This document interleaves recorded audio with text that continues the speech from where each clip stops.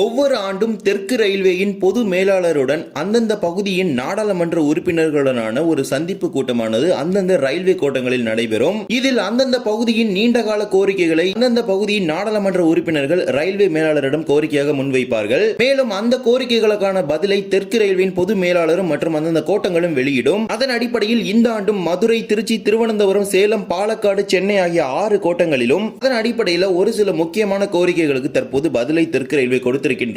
குறிப்பாக திருச்சிராப்பள்ளி, காரைக்குடி, மானாமதுரை வழித்தடம் மற்றும் காரைக்குடி, திருவாரூர் வழித்தடங்களுக்கான கோரிக்கைகளுக்கு பதில் கிடைத்துள்ளது. இன்றைய தினம் இதை பற்றி தான் ஒரு வீடியோ டீடைலா பார்க்க போறோம். சேனலுக்கு புதுசா வந்தீங்கன்னா மறக்காம சப்ஸ்கிரைப் பக்கத்துல பெல் ஐகானை போட்டுருங்க. அப்பதான் நம்ம போடுற ஒரு வீடியோட நோட்டிபிகேஷன் உங்களுக்கு உடனுக்குடன் வரும். வாங்க வீடியோக்குள்ள போகலாம். ஒவ்வொரு ஆண்டும் இந்த ஒரு கூட்டமானது அந்தந்த ரயில்வே கோட்டங்களில் உள்ள தலைமையகத்தில் நடைபெறும். அதன் அடிப்படையில் தான் இந்த ஆண்டும் நடைபெற்றது. இதில் பல்வேறு பகுதிகளை சேர்ந்த நாடாளுமன்ற உறுப்பினர்கள் அந்தந்த கோட்டை எல்லையில் உள்ள நிலையங்களுக்கான கோரிக்கைகளை தொடர்ந்து முன்வச்சாங்க. அதற்கான பதில தெற்கு ரயில்வே எழுத்து வடிவில் தொடர்ந்து வழங்குவாங்க. அதன் அடிப்படையில் குறிப்பிடப்பட்ட ஒரு சில முக்கியமான கோரிக்கைகளுக்கு பதில் கிடைக்கப்பெற்றுள்ளது. முழுவதுமாக இப்போது அனைத்து பகுதிகளுக்கும் கிடைக்கப்பெறவில்லை. குறிப்பாக திருச்சி, மானாமதுரை, காரைக்குடி, திருவாரூர் வழித்தடங்களுக்கான கோரிக்கைகளுக்கு பதிலானது தற்போது தெற்கு ரயில்வே மதுரை கோட்டம் மற்றும் திருச்சி கோட்டத்தின் சார்பாக வழங்கப்பட்டுள்ளது. இதை பற்றி தான் இப்ப நம்ம பார்க்க போறோம் ஒன் பை ஒன்னா.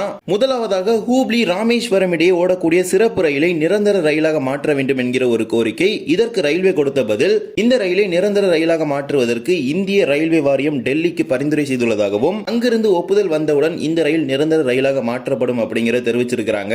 2022 ஆகஸ்ட் மாதத்திலிருந்து இந்த ரயில் சிறப்பு ரயிலாக தற்போது வரை ஓடிக்கொண்டிருக்கின்றது. சுமார் 2.5 ஆண்டுகளுக்கு மேலாக நமக்கு கிடைத்த தகவல் படி இந்த ரயிலை அடுத்த மாதத்திலிருந்து நிரந்தர ரயிலாக மாற்றப் போவதாக ஒரு தகவல் கிடைக்கப்பட்டுள்ளது. ஏற்கனவே தெற்கு ரயில்வேயோட பொது மேலாளர் அவர்கள் மங்களூர், ராமேஸ்வரம் ரயில் சேவை அடுத்த மாதம் துவங்கப்படும் என அறிவித்திருந்த நிலையில் இந்த ஹூப்ளி, ராமேஸ்வரம் ரயிலையும் அந்த ஒரு ரயிலுடன் சேர்த்து துவங்கி வைக்க உள்ளதாக ஒரு தகவல் கிடைக்கப்பட்டுள்ளது. இது தொடர்பான முழு தகவல்கள் மிக விரைவில் வெளியாகும் என நாம் பெரிதும் எதிர்பார்க்கலாம். இதே போலவே இரண்டாவது கோரிக்கை, மதுரை, காரைக்குடி இடையே குறிப்பிடப்பட்ட ஆண்டுகளில் ஓடிய மீட்டர் கேஜ் ரயிலை மீண்டும் இயக்க வேண்டும் என்கிற ஒரு கோரிக்கை. ஒரு குறிப்பிட்ட ஆண்டுகளில் மட்டும் மதுரை, காரைக்குடி இடையே நேரடியாக ரயிலானது இயக்கப்பட்டது. அதன் பிறகு மீட்டர் கேஜ் காலத்தில் அந்த ரயில் நிறுத்தப்பட்டு விட்டது. அகலப்பாதையாக மாற்றி இப்போது வரை இந்த வழித்தடத்தில் எந்த ஒரு ரயிலுமே மதுரைக்கு கிடையாது. தொடர்ந்து இந்த ஒரு கோரிக்கையை இந்த பகுதியில் இருக்கக்கூடிய நாடாளுமன்ற உறுப்பினர்களாகட்டும் பொதுமக்களாகட்டும் தொடர்ந்து முன்வைக்கிறாங்க. அதன் அடிப்படையில் மயிலாடுதுறையிலிருந்து மதுரை வரை மீட்டர் கேஜ் காலத்தில் நிறுத்தப்பட்ட அந்த ரயிலை மீண்டும் திருவாரூர், பட்டுக்கோட்டை, காரைக்குடி, மானாமதுரை வழியாக இயக்க வேண்டும் என்கிற ஒரு கோரிக்கைக்கு தெற்கு ரயில்வே கொடுத்துள்ள பதில் தான் இது. மயிலாடுதுறை, காரைக்குடி இடையே தினசரி எக்ஸ்பிரஸ் ரயிலை இந்திய ரயில்வே வாரியத்திற்கு பரிந்துரை செய்துள்ளதாகவும் அதற்கு ஒப்புதல் கிடைத்தவுடன் அந்த ரயில் இயக்கப்படும் அப்படிங்கிறத தெரிவிச்சிருக்காங்க. இந்த ரயில் கடந்த 2022 ஆண்டு பரிந்துரை செய்யப்பட்டது. சுமார் 3 ஆண்டுகள் ஆகிவிட்டது. இந்த இடைவெளியில் தற்போது வரைக்கும் இந்த ரயிலுக்கு ஒப்புதல் என்பதை கிடைக்கப்பெறாமல் தான் காத்துக் கொண்டிருக்கின்றது. இதே பதில் தான் தற்போது இந்த ஆண்டு நடைபெற்ற இந்த ஒரு மீட்டிங்கில் தெரிவிச்சிருக்காங்க.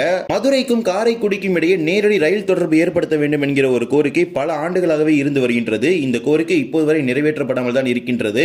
நேரடியாக ரயில் தடம் போடுவதற்கான எந்த ஒரு வாய்ப்பே இல்லை அப்படிங்கிற தெற்கு ரயில்வே தெரிவிச்சிட்டாங்க. இந்நிலையில தான் ரயில் தடம் உள்ள மானாமதுரை வழியாக காரைக்குடியிலிருந்து மதுரைக்கு ரயில் இயக்க வேண்டும் என்கிற ஒரு கோரிக்கை பிரதான கோரிக்கையாக முன்வைக்கிறாங்க. இதற்கு இப்போது வரைக்கும் எந்த ஒரு விடையுமே கிடைக்கப்பெறாமல் தான் இருக்கின்றது. இதே போலவே 2023 செப்டம்பர் மாதத்திற்கு முன்பு வரை இயக்கப்பட்ட திருச்சிராப்பள்ளி, மானாமதுரை பயணிகள் ரயிலை மீண்டும் இயக்க வேண்டும் என்கிற ஒரு கோரிக்கை தெற்கு ரயில்வே பதில் கொடுத்துள்ளது. 2010 ஆண்டு மன்னார்குடி, மானாமதுரை இடையே ஒரு பாசஞ்சர் ரயிலாக இந்த ரயில் சேவை துவங்கப்பட்டது. பிறகு நிர்வாக காரணங்களுக்காக இருவேறு ரயிலாக மன்னார்குடி, திருச்சி, திருச்சி, மானாமதுரை என இயக்கப்பட்டது. கொரோனா காலகட்டத்தில் நிறுத்தப்பட்டு மீண்டும் இந்த ரயில் 2023 செப்டம்பர் மாதம் 7ஆம் தேதி வரை மானாமதுரை வரை இயக்கப்பட்டது. செப்டம்பர் 8, 2023 ஆண்டு முதல் இந்த ரயில் திருச்சிராப்பள்ளி, காரைக்குடி இடையே இயக்கப்படுகின்றது. காரைக்குடி, மானாமதுரை பகுதி நிரந்தரமாக நீக்கப்பட்டு விட்டது. அதற்கான பதில் இப்ப கொடுத்திருக்காங்க. இந்த வழித்தடத்தில் காரிடார் பிளாக் என்று அழைக்கப்படும் பராமரிப்பு நேரம் உள்ளதனால எந்த ஒரு ரயிலையும் 3 மணி நேர இடைவெளியில் இயக்க முடியாது அப்படிங்கிற ஒரு பதில கொடுத்திருக்காங்க. இந்த வழித்தடத்தை பொறுத்தவரை திருச்சியிலிருந்து காரைக்குடி மற்றும் காரைக்குடியிலிருந்து மானாமதுரை அப்படின்னு 2 பகுதியாக பிரிச்சிருக்காங்க. இந்த வழித்தடங்கள்ல மதியம் 12:10 முதல் மாலை 3:10 வரை எந்த ஒரு ரயிலுமே இயக்க முடியாது. நீங்க போய் ட்ரெயின் டைம் டேபிள் செக் பண்ணீங்கனாலும் இந்த ஒரு 3 மணி நேரத்துக்கு இந்த வழித்தடங்கள்ல எந்த ஒரு ரயிலுமே ஓடாது. திருச்சிக்கு கடைசி ரயில் காலை 11:30 மணிக்கு சென்று சேரும். அதே போலவே காரைக்குடிக்கு கடைசி ரயில் மதியம் 12:10 மணிக்கு வந்து சேரும். இடையில இந்த 3 மணி நேரம் இந்த காரிடார் பிளாக் இருக்கிறதுனால இந்த 3 மணி நேரத்துக்கு எந்த ஒரு ட்ரெயினுமே ஓடாது. அதே போல காரைக்குடி, மானாமதுரை இடையும் இந்த 3 மணி நேரத்துல காரிடார் பிளாக் அப்படிங்கிறது இருக்குது. இந்த திருச்சி, மானாமதுரை ரயிலை பொறுத்தவரை இந்த 3 மணி நேர இடைவெளியிலேயே காரைக்குடியிலிருந்து மானாமதுரைக்கு சென்று விட்டு மீண்டும் மானாமதுரையிலிருந்து காரைக்குடிக்கு வந்து சேர்கின்றது. இதனால தான் இந்த ரயிலை பகுதியாக நிறுத்தியதாக தெரிவிக்கிறாங்க. மேலும் மீண்டும் இந்த ரயிலை திருச்சியிலிருந்து மானாமதுரை வரை இயக்க முடியாது அப்படிங்கிற ஒரு பதில தான் கொடுத்திருக்காங்க. இந்த ரயிலோட நேரத்தை மாற்றியாவது இயக்க வேண்டும் என்கிற ஒரு கோரிக்கையை தொடர்ந்து முன்வைக்கும் நிலையில் எந்த ஒரு பதிலுமே கொடுக்காமல் மீண்டும் காரிடார் பிளாக் அப்படிங்கிற ஒரு பதிலை கொடுத்திருக்காங்க. இந்த வழித்தடத்தில் பகல் நேர ரயில்கள் இயக்க இயக்கம் அப்படிங்கிறது இந்த 3 மணி நேர இடைவெளியில வாய்ப்பே இல்லாத ஒன்றாதான் இருக்குது. ஒன்று மதியம் 12 மணிக்குள் திருச்சிக்கு அந்த ரயில் சென்று சேர்ந்திருக்க வேண்டும். இல்லை என்றால் மானாமதுரைக்கு மதியம் 12 மணிக்குள் சென்று சேர்ந்திருக்க வேண்டும். மீண்டும் அடுத்த ரயில் மாலை 3 மணிக்கு தான் புறப்படும் மாதிரியே இருக்கும். இடைவெளியில் உள்ள இந்த 3 மணி நேரத்தில் எந்த ஒரு ரயிலுமே இயக்க முடியாது. ஏனென்றால் காரிடார் பிளாக் என்பது ரயில் பாதைகளை பராமரிப்பதற்கான ஒரு 3 மணி நேர இடைவெளி நேரமாகும். இந்த நேரத்தில் எந்த ஒரு ரயிலுமே இயக்க மாட்டாங்க. வாராந்திர ரயில்களுக்கு மட்டும் அனுமதி வழங்குவாங்க. இதே போலதான் கோயம்புத்தூர் ராமேஸ்வரம் இடையே இயக்கப்படும் வாராந்திர ரயிலை தினசரி ரயிலாக மாற்ற வேண்டும் என்கிற ஒரு கோரிக்கை. இதற்கு வந்த பதில நீங்களே பாருங்க. இந்த ரயிலை தினசரி ரயிலாக மாற்ற வேண்டும் அப்படிங்கிற ஒரு கோரிக்கையை தொடர்ந்து 12 ஆண்டுகளுக்கு மேலாக இந்த பகுதி மக்கள் தொடர்ந்து முன்வச்சிட்டே இருக்கிறாங்க.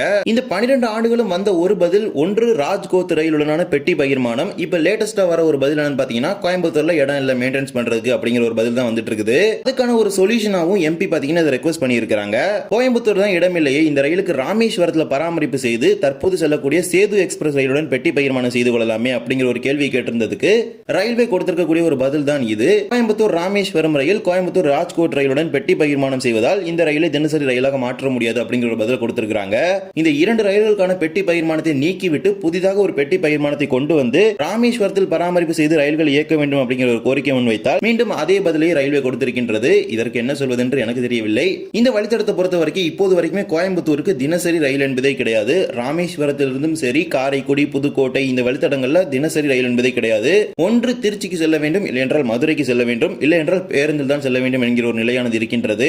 இந்த நிலையை மாற்றணும்னா இந்த ரயிலை தினசரி ரயிலாக மாற்ற வேண்டும் அப்படிங்கிற ஒரு கோரிக்கை தான் தொடர்ந்து முன்வைக்கிறாங்க. ஆனால் இந்த ரயிலை கடந்த 12 ஆண்டுகளாக ஒரே ஒரு பதில் தான் கொடுத்துட்டு இருக்காங்க. இப்போ வரைக்குமே இந்த வருஷமும் வந்து அதே பதில் மட்டும்தான். இதே போல மைசூர் காரைக்குடி இடையே இயக்கப்பட்ட ரயிலை மீண்டும் இயக்க வேண்டும் என்கிற ஒரு கோரிக்கை முன்வைத்த போது 3 சேவைகள் இந்த சிறப்பு ரயிலை தென்மேற்கு ரயில்வே இயக்கியதாகவும் இந்த ரயிலை மீண்டும் இயக்குவதற்கான நாடாளுமன்ற உறுப்பினரின் கோரிக்கையை தென்மேற்கு ரயில்வேக்கு தெரிவித்துள்ளதாக தெற்கு ரயில்வே தெரிவிச்சிருக்காங்க. ஏனென்றால் இந்த ரயிலை மீண்டும் இயக்க வேண்டும் என்றால் ஒன்று தென்மேற்கு ரயில்வே தான் முடிவு செய்ய வேண்டும் என்றால் இது தெற்கு ரயில்வேயோட ரயில் கிடையாது. இதே போலவே சிவகங்கை ரயில் நிலையத்தில் எக்ஸ்பிரஸ் ரயில்களை நிறுத்த வேண்டும் என்கிற ஒரு கோரிக்கையும் பதில கொடுத்திருக்காங்க. எர்ணாகுளம் வேளாங்கண்ணி வாரம் 2 முறை, தாம்பரம் செங்கோட்டை வாரம் 3 முறை, ராமேஸ்வரம் பனாரஸ் ஒரு மார்க்கம் இந்த ரயில்களுக்கு சிவகங்கை ரயில் நிலையத்தில் நிறுத்தம் வழங்க வேண்டும் என்கிற ஒரு கோரிக்கைக்கு இந்த ரயில்களுக்கான நிறுத்தத்தை ரயில்வே வாரியத்திற்கு பரிந்துரை செய்வதாக தெற்கு ரயில்வே மதுரை கோட்டம் பதில் கொடுத்திருக்கின்றது. இப்போதுவரை பரிந்துரை அனுப்பப்படவில்லை. நாடாளுமன்ற உறுப்பினரின் கோரிக்கையை ஏற்று விரைவில் பரிந்துரை அனுப்புவதாக தெரிவிச்சிருக்கிறாங்க. கொரோனா காலகட்டத்திற்கு முன்பு ராமேஸ்வரம் பனாரஸ் ரயில் 2 மார்க்கத்திலும் சிவகங்கையில் நின்றது. ஆனால் கொரோனா காலகட்டத்திற்கு பிறகு ஒரு மார்க்கத்தில் மட்டுமே சிவகங்கையில் நிற்கின்றது. மறு மார்க்கத்தில் பனாரஸ் செல்லக்கூடிய சேவை சிவகங்கை மற்றும் புதுக்கோட்டை ஆகிய 2 நிலையங்களில் நிற்பது கிடையாது. மானாமதுரை விட்டால் காரைக்குடி, காரைக்குடி விட்டால் திருச்சி ஆகிய நிலையங்களில் தான் நிற்கின்றது. அதே போல விரைவில் வர இருக்கும் அகமதாபாத் ராமேஸ்வரம் ரயிலுக்கும் சிவகங்கை நிறுத்தம் கண்டிப்பாக வழங்க வேண்டும் அப்படிங்கிற ஒரு கோரிக்கை முன் வச்சிருக்காங்க. நாடாளுமன்ற உறுப்பினரின் கோரிக்கையை குறிப்பெடுத்துக் கொள்வதாக தெரிவிச்சிருக்காங்க தெற்கு ரயில்வே. இதே போல வாரத்தில் 6 நாட்கள் இயக்கப்படும் திருச்சி காரைக்குடி விருதுநகர் பாசஞ்சர் ரயிலை தினமும் இயக்க வேண்டும் என்கிற ஒரு கோரிக்கைக்கும் திருநெல்வேலி அல்லது தூத்துக்குடியில் இருந்து பகல் நேர ரயில்களை அருப்புக்கோட்டை மானாமதுரை காரைக்குடி திருச்சி விருதாச்சலம் வழியாக சென்னைக்கு இயக்க வேண்டும் என்கிற ஒரு கோரிக்கையும் குறிப்பெடுத்துக் கொள்வதாக தெற்கு ரயில்வே மதுரை கோட்டம் பதிலளித்திருக்கின்றது. இதுதான் குறிப்பிட்ட ஒரு சில நாடாளுமன்ற உறுப்பினர்களின் கோரிக்கைக்கு தெற்கு ரயில்வே கொடுத்துள்ள ஒரு பதிலாகும். மேலும் அனைத்து பகுதியில் உள்ள கோரிக்கைகள் தொடர்பான தகவல் கிடைத்த பிறகு ஒவ்வொன்றாக பதிவு செய்யப்படும். இப்போதைக்கு இந்த வழித்தடங்கள் தொடர்பான ஒரு கோரிக்கையை வெளியிட்டிருக்காங்க. இந்த ஒரு வீடியோவில் தான் இந்த வீடியோ பிடிச்சிருந்தா மறக்காம like and share and subscribe பக்கத்தில் இருக்க பெல் ஐகானை போட்டுருங்க. அப்போ நம்ம போடுற ஒரு வீடியோட நோட்டிபிகேஷன் உடனுக்குடன் வரும். இன்னொரு வீடியோ சந்திக்கலாம். தேங்க்ஸ் ஃபார் வாட்சிங்.